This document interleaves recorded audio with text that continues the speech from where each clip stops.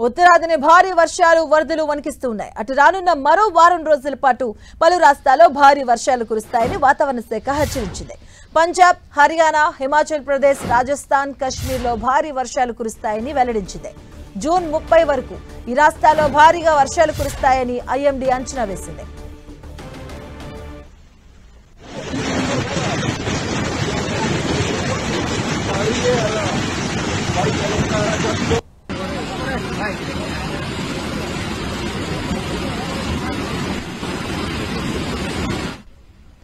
అటు హిమాచల్ ప్రదేశ్ లోని పలు ప్రాంతాల్లో క్లౌడ్ బర్స్ట్ తో ఆకస్మిక వరదలు సంభవించాయి. ముఖ్యంగా కులు జిల్లా తీవ్రంగా ప్రభావితమైంది. నదులు, వాగుల్లో నీటి ప్రవాహం తీవ్రంగా పెరిగింది. రంగంలోకి దిగిన రెస్క్యూ టీమ్స్ సహాయక చర్యలు చేపట్టాయి.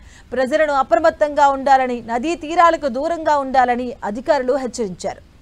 కులు జిల్లాలోని సైంజ్ వ్యాలీలోని జీవా నాలా ప్రాంతంలో క్లౌడ్ బర్స్ట్ సంభవించడంతో జీవా నదిలో నీటి మట్టం అకస్మాత్తుగా పెరిగింది. దీంతో ఆకస్మిక వరదలు సంభవించాయి. రెస్క్యూ టీంలు వెంటనే రంగంలోకి దిగి సహాయక చర్యలు చేపట్టాయి. మణికరణ్ వ్యాలీలో బ్రహ్మగంగా నది ఉప్పొంగి ఆకస్మిక వరదలు వచ్చాయి. ఇక సైంజ్, గద్సా, సోలంగ్ నాలా ప్రాంతాల్లోనూ క్లౌడ్ బర్స్ట్లు నమోదయ్యాయి. ఇక క్లౌడ్ బర్స్ట్ కారణంగా ఆకస్మిక వరదలు సంభవించి ఆటో లుహ్రీ సైంజ్ జాతీయ రహదారి బ్లాక్ అయింది.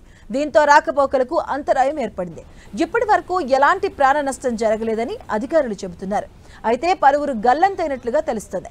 గల్లంతైన వారి కోసం గాలింపు చర్యలు చేపట్టారు. మరికొన్ని ప్రాంతాల్లో ఇల్లు, రోడ్లు, చిన్న వంతెనలు కూడా దెబ్బతిన్నాయి. నదులు, వాగుల్లో నీటి ప్రవాహం తీవ్రంగా పెరిగింది. ప్రజలను అప్రమత్తంగా ఉండాలని, నదీ తీరాలకు దూరంగా ఉండాలని అధికారులు హెచ్చరికలిచ్చారు. మరోవైపు మరో 24 గంటల్లో తేలికపాటి నుంచి మోస్తరు వర్షాలు, మరికొన్ని చోట్ల భారీ వర్షాలు కురిసే అవకాశం ఉందని వాతావరణ శాఖ అంచనా వేసింది. ఉత్తరాఖండ్లోని హల్ద్వానీ జిల్లాలో తీవ్ర విషాదం నెలకొంది.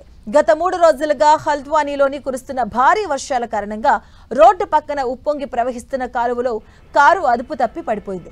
దీంతో అందులో పయనిస్తున్న 4 ప్రయాణికులు మృతి చెందగా మరో 3 తీవ్ర గాయాలు పాలయ్యారు.